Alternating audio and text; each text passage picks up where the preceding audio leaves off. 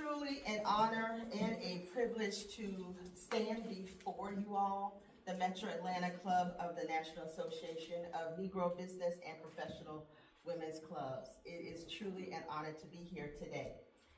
This is an organization that has long represented leadership, entrepreneurship, service, and the advancement of women shaping our communities. Dr. Mary McLeod Bethune once said, "Without faith, nothing is possible. With it, nothing is impossible." Women like Bethune understood something powerful about leadership. They did not simply respond to the moment they were living in. They built institutions that would outlive them. Today we find ourselves in another extraordinary moment in history. Don't you agree? Technology is advancing at a pace we have never seen before and probably never will. More women, especially Black women, are influencing business, policy, entrepreneurship, and community leadership than at any time in our history. Opportunity has expanded. So let me pause and ask something.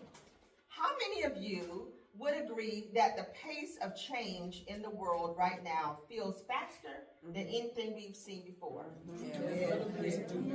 Yes, exactly.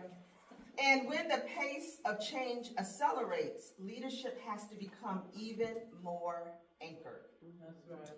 But opportunity alone does not create a sustainable future.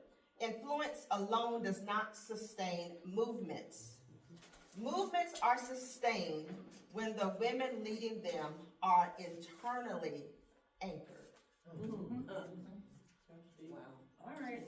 And if we are going to lead the change and shape a sustainable future, the question we must ask ourselves is not only what we are building, but who we are becoming while we build it. That's right. That realization didn't come to me just overnight. Many years ago, I went through a divorce, as was mentioned, and at the time, I didn't realize how much of my identity had been tied to roles and expectations. What that season ended, I found myself asking a question many people quietly wrestle with. Who am I now? It wasn't until years later, after the divorce, when I began spending deeper time in the Word of God, that something shifted my understanding.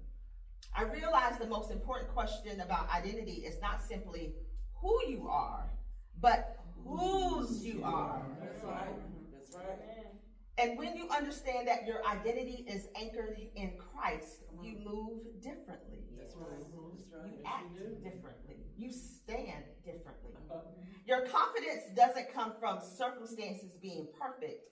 Your confidence comes from knowing where you stand, even when things around you are uncertain.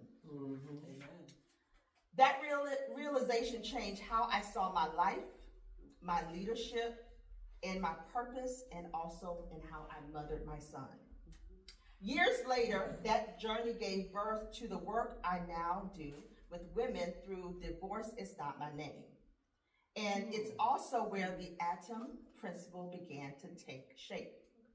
The most important question about identity is not simply who you are, but whose you are, as I've said. Yes. And that realization caused me to ask myself an even deeper question, not just about my life, but how I lead and how we lead. Have you ever found yourself leading on the outside while something inside was asking for your attention? Many of us have learned how to lead effectively. We manage responsibilities, we build organizations, we support our families and communities, but sometimes the strongest leaders are also the ones carrying the most quietly.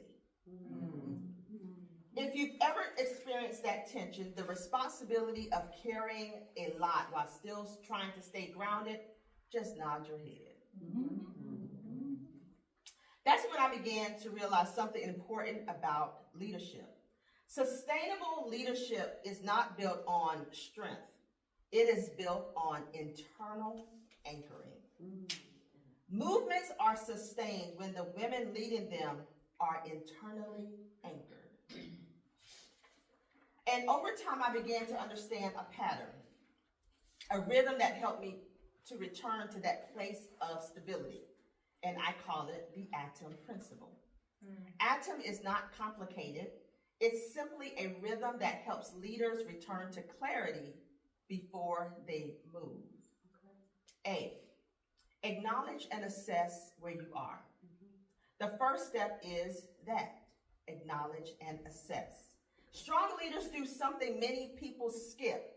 They pause long enough to honestly assess where they are. Not where others think they are, but where they wish they were. But where they truly are. Where they truly are. Sustainable leadership begins with truth.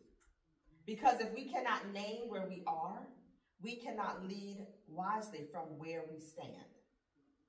T, the second is turn inward and turn upward. Turn inward. Examine your posture. Examine your motives. Examine what you are carrying. Then turn upward. Return to the source of wisdom that grounds you. Leadership clarity often comes not from moving faster, but from pausing long enough to listen. Many of the most costly decisions make happen when we move before we have taken that moment of alignment. O is the third step, own your story. Every woman in this room has a story. It is definitely unique. Experience that shape your discernment, challenges that refine your judgment, moments that strengthen your resilience. So when we own our story, it stops being something we carry and becomes something we lead from. Your story becomes your wisdom. Your story becomes your discernment. Your story becomes part of the stability you bring into every room you enter. M is the final one. Move forward. But now you move differently. You move from clarity, not pressure. You move from conviction, not reaction. You move from identity, not expectation. And when leaders move from that place, something powerful happens. Their leadership becomes sustainable. Because they are no longer carrying the weight of leadership alone. They are leading from a place of internal anchoring. When leaders return to that rhythm, acknowledge, turn inward and upward, own their story, and then move forward, they create something every organization, every community, and every generation needs. That word, stability. That's right. And stability is what allows movements to endure. But even internally anchored leaders were never meant to lead alone. That is where community becomes essential. The sustainability of any movement depends on the emotional stability of the women inside it. When leaders learn to return to that rhythm, acknowledge, turn inward and upward, own their story and move forward, something important begins to happen. They then become internally anchored. But even the most anchored leaders were never meant to lead alone. That is where community becomes essential. And I don't mean community in the casual sense. Community is not simply proximity. Community is formation. Proximity does not equal formation, and the sustainability of any movement depends on the emotional stability of the women inside it. Just because people gather in the same room, serve on the same board, work in the same organization, or attend the same meetings does not automatically mean community has been formed. True community requires structure, and there are several elements that sustain it. First, there must be communication. Healthy leadership communities create space for honest conversation. Not just reporting, not just updates, but true and real dialogue. Communication is how clarity is built and misunderstanding is reduced. Now, without communication, assumptions grow without it. And assumptions can weaken leadership. Second, there must be responsibility. Leadership is stewardship. I love that word, stewardship. Every leader carries responsibility, not only for outcomes, but also for the health of the environments they influence. Responsible leaders do not simply hold titles. They carry the weight of the spaces they help shape. Third, there must be accountability. Another word that I truly love. Accountability is not punishment. It is alignment. It is the willingness to be corrected. It is the willingness to be sharpened. It is the understanding that no leader grows in isolation. The strongest leaders are those who allow trusted voices to challenge them when necessary, ladies. And there is one element that is often overlooked, but equally important: safety. For a community to truly form, people must feel safe enough to be honest. Safe enough to say, I'm just not sure. Safe enough to ask questions. Safe enough to admit when something is difficult. Safety does not remove responsibility, but it creates an environment where growth can actually occur. Without safety, people hide. And when people hide, leadership becomes fragile. So the question becomes, who in your life has permission to challenge you? Who knows when you are not okay? Who can correct you without losing you? Who celebrates you without competing with you?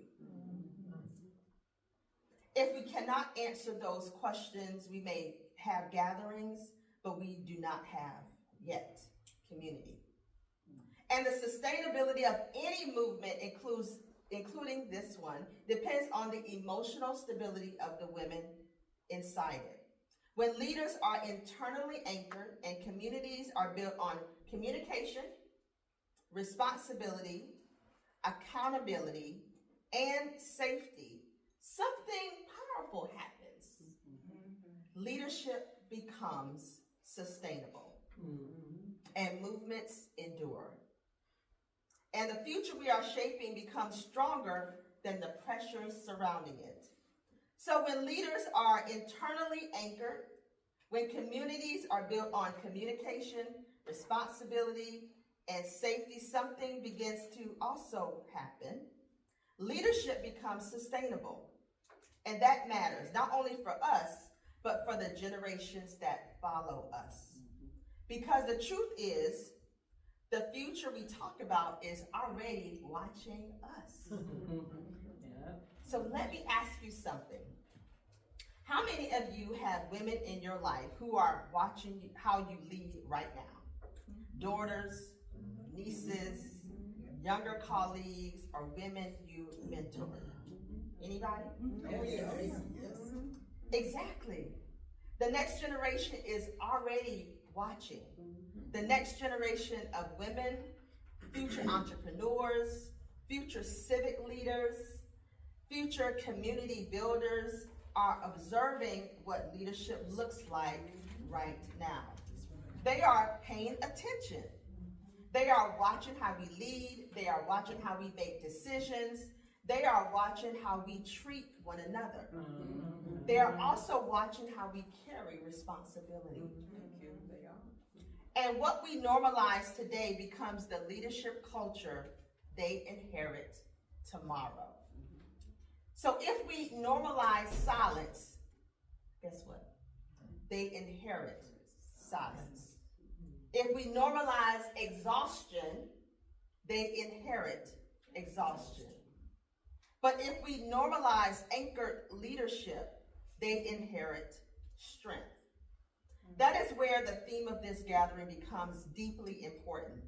We are not simply remembering history, we are shaping the future. That's right. And sustainable leaders are not created only by strong institutions, they are created by formed leaders.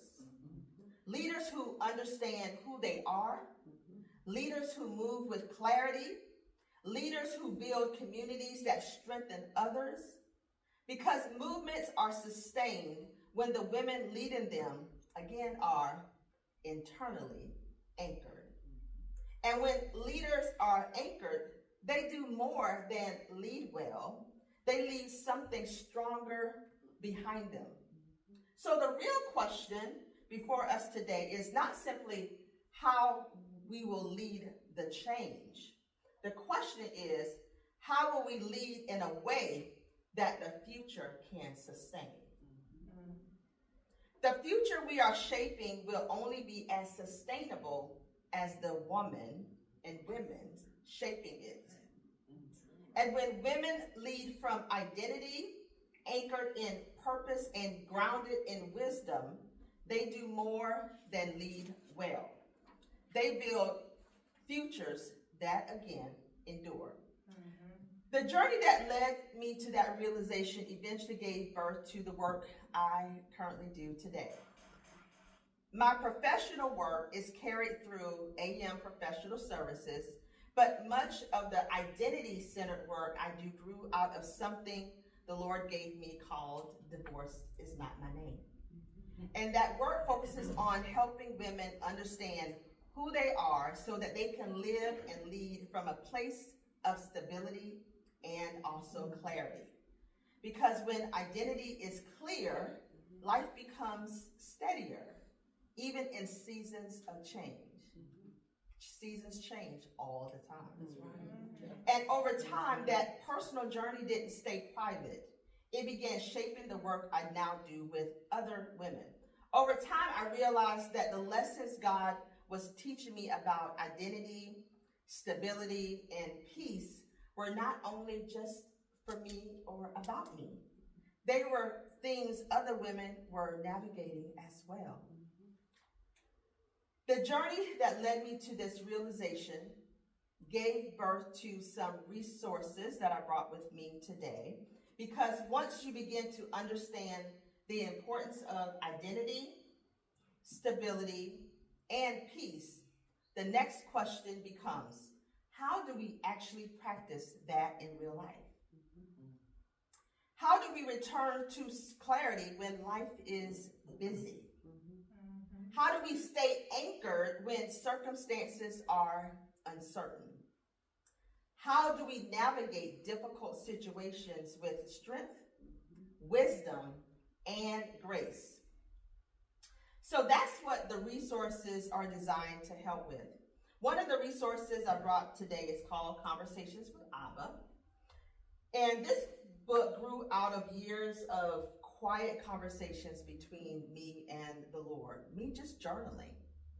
And for a period of time, he would wake me up early in the morning, the Lord, and I would simply write, just a journal, a pencil, and those moments of reflection and listening. Now, this was 2005, 2008, where there was not the computer.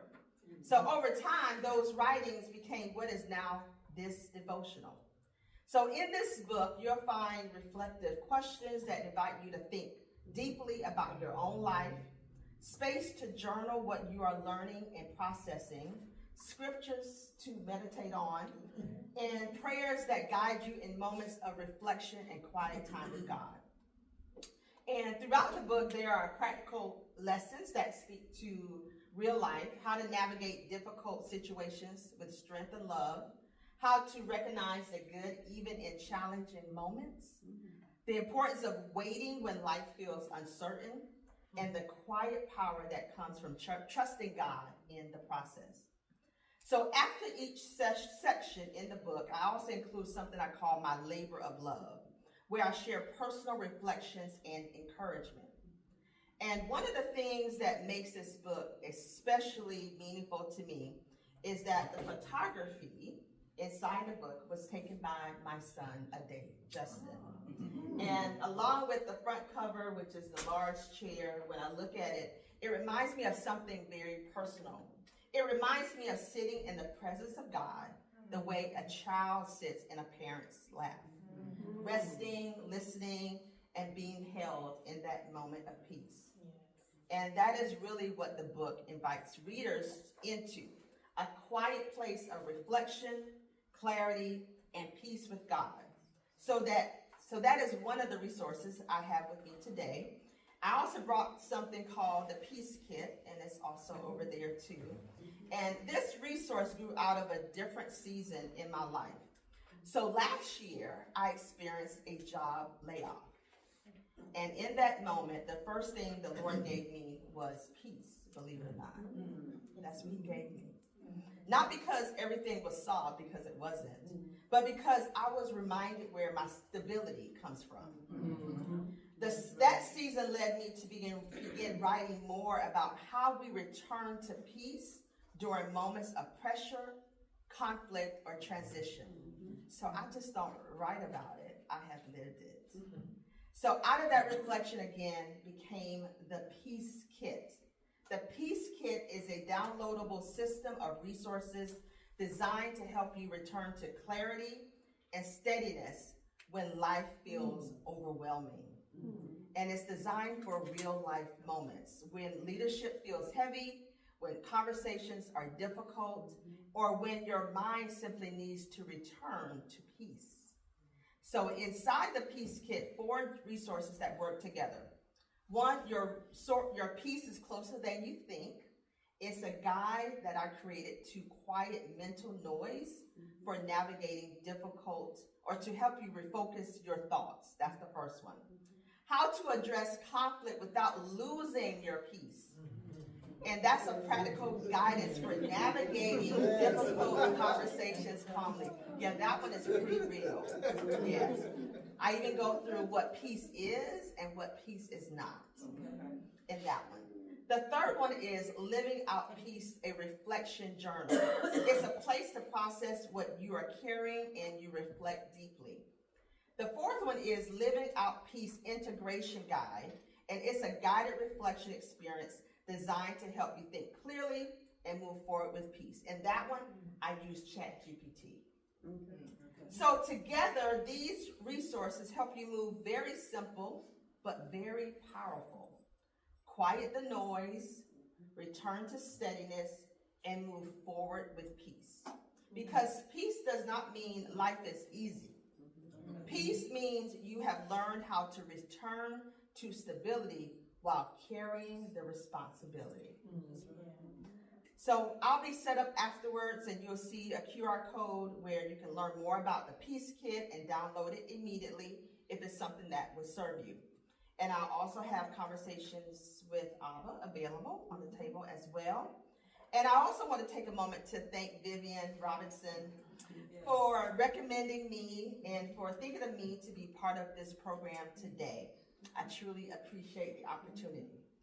So I want to thank each of you for the work you are already doing, especially in your communities, in your organization, and other organizations that you are a part of, and in the lives of the women who are watching how you lead. So thank you for allowing me to share this time, this special time with you today.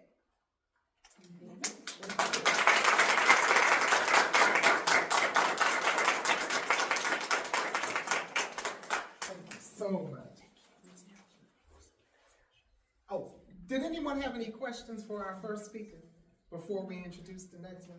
Any questions at all? Oh, there you Yes, go. ma'am. I have a question. Okay. What advice do you have for parents that have the generation, daughters, in their 30s or whatever, to help them maintain a sense of peace in the midst of all the social media, just different things that's going on? And I admit, I wasn't really an Instagram. Something came up on Instagram, and lately I found myself watching Instagram, but I'm glad that in the algorithm, a lot of things that come up for me are positive. And sometimes, if I've looked at it a few minutes, because a couple of times I told my daughter, I said, I may need a 12-step program. Instagram a little bit too long, looking at some of the things that's, funny, but they're motivational, some spiritual. So I'm glad, because if it's something that clicks, that's not me to come up in there, I'm glad I have enough strength from God to be clicking. Right. And then go, because it is some crazy stuff. But what do you have, go back to my main question, that we could share with our daughters, like I said, nieces and different people to help them? Again, as I mentioned, I believe identity is crucial, and understanding whose you are, because it won't allow the other noise, even on social media, to get them off track and off kilter. So I got divorced at the age of 30, and I didn't have a community. Having a community is also important. So if you have a younger person who's you're able to communicate with, and she's able to be open with you, to have honest conversations, because it's two-way, right? Communication takes two people. So it takes you to be open to just listen, to not necessarily be judgmental, or because sometimes we do have to be that way. But for her also to know that you are a safe space. Social media is one thing, but being in the presence of a person, your daughter, your niece, is really important. We cannot eliminate that part of relationship and being in one's presence. Just to ask the questions. So even for you, ask her the questions and see how she opens up to you, because it will eliminate or soften the things that are out there, so that she can truly be internally anchored with where she is and who she is. So hopefully I answered that question. Okay, thank you. Yes, I have a question. How long after your divorce did you discover you? It was a journey. It truly was a journey for me, and I had to do some self-reflection for me. I had to do some changing within my own self. So I remember, cutting my hair, losing the weight, and truly just getting resources and just getting anchored in the Word of God. So that helped me, even also to deal with my ex-husband, because I don't know who has gone through a divorce, but there are times when they can push those buttons. So I remember that time when I said, can't allow the buttons to be pushed any longer. But I can also say, though, we are all good friends. He and I are very good friends now to this day. But it took me to a point where I had to separate the part of him being my son's father and then the relationship. Sometimes women blend the two, and they cannot. You have to separate the relationship that he had with you as the spouse and separate that from the relationship with the child. There are two separate things that you have to do. So I remember an instance where my ex-husband is Nigerian, and he was going through a lot when he went back over. When my son was about 5 years old, he went back to Nigeria. And he would call or what have you, And I remember just praying for him because guess what? You can't pray for someone and be mad at them at the same time. Right? So, and that would happen because he was going through some stuff. So remember that what you reap, you shall sow. You know, those things were happening to him as well. So going back to your question, it's been a journey, but my biggest part was knowing that my son, I wanted to make sure that my son had always open access to my ex-husband. I never put walls or barriers up. There were times I had to say, son, did you call your daddy? Did you email him? Did you text him? Because I had to own my story. My story was never going to be where Allegra stood in the way between my son and his father, and it never has. So it's definitely been a journey. And it was in 2023 when I heard the Lord say, so now talk about it because you have healed. Okay. And you've healed well. You have a great relationship with your ex-husband, and your son is also healed and well. He's a father, a son to two and a half children, have one on the way, and happily married. So even with my son is in ministry as well. I call him my mini-me. It was not planned, but you know, he went to seminary. I went to seminary. He works nonprofit. I worked in nonprofit. He got his master's degree. I wasn't pushing there. I got my master's degree. So yeah, he's Allegra.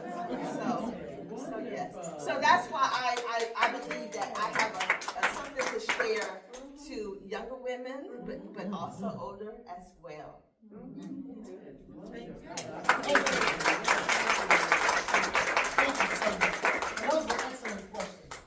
At this time, I'm going to bring Club Sister Jean Evans up. She's going to introduce our second speaker for today. So Jean, if you would come forward and introduce our next speaker.